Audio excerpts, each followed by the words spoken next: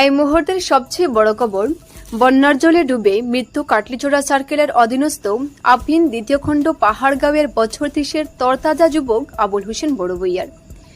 বিগত 3 দিন থেকে আপিন দ্বিতীয় বাসাটিল্লা পাহাড়গাঁও বাঙ্গালপুর বন্যা কবলিত বেশ কয়েকটি পরিবার ঘরছাড়া অসহায় সাধারণ মানুষ। আজ পর্যন্ত জেলা প্রশাসন সহ জনপ্রতিনিধিরা কোনো খোঁজখবর নেয়নি। প্রশাসনের খামখেয়ালির কারণে আজকে আবুল হোসেন নামক যুবকের মৃত্যু খুব দুর্ভাগ্যজনক ও অত্যন্ত মর্মান্তিক। কবর দেওয়া সত্ত্বেও ঘটনার 3-4 ঘণ্টা অতিবাহিত হয়ে গেছে, কোনো পুলিশ প্রশাসন ও কাটলিচড়ার সার্কেল অফিসার আসেননি বলে অভিযোগ রাইজর দলের নেতা জহিরুদ্দিন লস্করের। রাইজর দলের কেন্দ্রীয় সাধারণ সম্পাদক জহিরুদ্দিন লস্কর হাইলাকান্দি জেলা প্রশাসনের কাছে ঝোরালো দাবি জানিয়ে বলেন, গত 3 দিন থেকে আপিন দ্বিতীয় বাসাটিল্লা পাহাড়গাঁও বাঙ্গালপুর জলে ডুবে আছে। প্রশাসনের লোক এখনো পর্যন্ত কোনো খবর নেয়নি। দ্রুত উক্ত বন্যা কবলিত এলাকাগুলো পরিদর্শন করে অসহায় বন্যা কবলিত মানুষদের নিরাপত্তা সুনিশ্চিত করার দাবি জানান। রাইজর দলের নেতা জহির আরও বলেন, আজকে প্রশাসনের কামখেয়ালির কারণে অসহায় এক যুবকের জলে ডুবে এই করুণ মৃত্যু অত্যন্ত দুঃখজনক ও মর্মান্তিক। সরকার ও জেলা প্রশাসনের তরফ থেকে মৃত পরিবারের ক্ষতিপূরণ হিসাবে নগদ 10 লক্ষ টাকা দেওয়া দাবি জানান রাইজর দলের নেতা জহিরুদ্দিন লস্কর এবং খুব কম সময় অর্থাৎ 10 থেকে 15 দিনের ভিতরে যাতে এই অসহায় পরিবারের ক্ষতিপূরণ পায়। যদিও এখন রাত হয়ে গেছে, পোস্টমর্টেম হবে না, আগামীকাল সকাল 10-11টার আগে পোস্টমর্টেম করার দাবি জানান জহির এবং যারা প্রতিনিধি আছেন এই অসহায় পরিবারের পাশে দাঁড়ানোর আহ্বান জানান। রাইজর দলের কেন্দ্রীয় সাধারণ সম্পাদক জহিরুদ্দিন লস্কর মহান আল্লাহর নিকট মরহুমের জান্নাতুল ফেরদাউস কামনা করেন এবং শোক সন্তপ্ত পরিবারের প্রতি গভীর সমবেদনা জ্ঞাপন করেন। লালা টান্টু থেকে মুস্তাফা আমিরের প্রতিবেদন, বরাক টাইমস 24।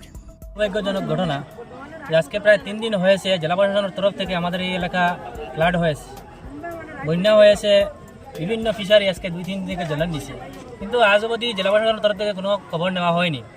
আজকে একটা দুর্ঘটনা ঘটেছে, আমাদের এই আপিন দ্বিতীয়ের আবুল হোসেন নামের 35 বছরের একজন যুবক, উনি আজকে এখানে এই জলে একটু মাছ মারার জন্য একটু কাজের জন্য উনি নেমেছিলেন, কিন্তু হঠাৎ পানীয় জলে উনি ডুবে উনি মৃত্যুবরণ করেছেন।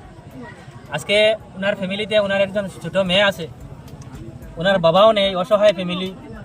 আজকে এই অসহায় ফ্যামিলি আজকে কয়েক ঘন্টা হয়েছে, এখনো পর্যন্ত পুলিশ প্রশাসন আসছে না। যদিও আমি লালা থানার ওসি মহোদয়ের সঙ্গে যোগাযোগ করেছি, সার্কেল অফিসারের সঙ্গে যোগাযোগ করেছি, ওনারা বলছেন কিছু সময়ের মধ্যে আসবে, কিন্তু বর্তমানে প্রায় 3-4 ঘন্টা হয়েছে কোনো আসেননি। আমি হাইলাকান্দি ডিসি মহোদয়ের কাছে আমি দৃষ্টি আকর্ষণ করে বলছি যে এই যে টান্টু বাঙ্গালপুর আপিন এই খোয়া গ্রান্ট এই এলাকা আজকে প্রায় 3 দিন থেকে জলের নিচে, কিন্তু এখনো পর্যন্ত প্রশাসনের কোনো লোক আসেননি। তাই ডিসি মহোদয়কে দৃষ্টি আকর্ষণ করে বলছি অতি সত্বর যাতে এই এলাকা পরিদর্শন করা হয়, যাতে মানুষের নিরাপত্তা সুনিশ্চিত করা হয়। আজকে প্রশাসনের এই খামখেয়ালির কারণে আজকে মানুষ জলে ডুবে আজকে মৃত্যুবরণ করছে। আজকে এই অসহায় পরিবারকে আমরা জেলা প্রশাসনের তরফ থেকে সরকারের তরফ থেকে অতি সত্বর 10 লক্ষ টাকা ক্ষতিপূরণ দেওয়ার দাবি জানাচ্ছি, যাতে সরকারি তরফ থেকে এই ধরনের মানুষকে সাহায্য সহযোগিতা করা হয় এবং কম সময়ের ভিতরে যাতে 15-20 দিনের ভিতরে যাতে এই পরিবার, এই অসহায় পরিবার সরকারি তরফ থেকে সাহায্য পায়। আজকে এখানে হাজার হাজার মানুষের সমাগম হয়েছে, এখনও প্রশাসনের লোক আসেনি, আমরা আশা করছি কিছু সময় প্রশাসনের লোক আসবে। আমরা দাবি জানাচ্ছি আগামীকালকে, যদিও রাত্রে পিএম হবে না, আগামী সকালে অতি সত্বর 10টা-11টার ভিতরে পিএম করে আর সরকারি সম্পূর্ণ যাবতীয় বন্দোবস্ত করে এই অসহায় পরিবারকে যেভাবে সাহায্য সহযোগিতা করা যায় জেলা প্রশাসন যাতে সাহায্য সহযোগিতা করে এবং যারা জনপ্রতিনিধি আসেন ওনারও দৃষ্টি আকর্ষণ করে বলছি এই অসহায় পরিবারের পাশে দাঁড়ানোর জন্য।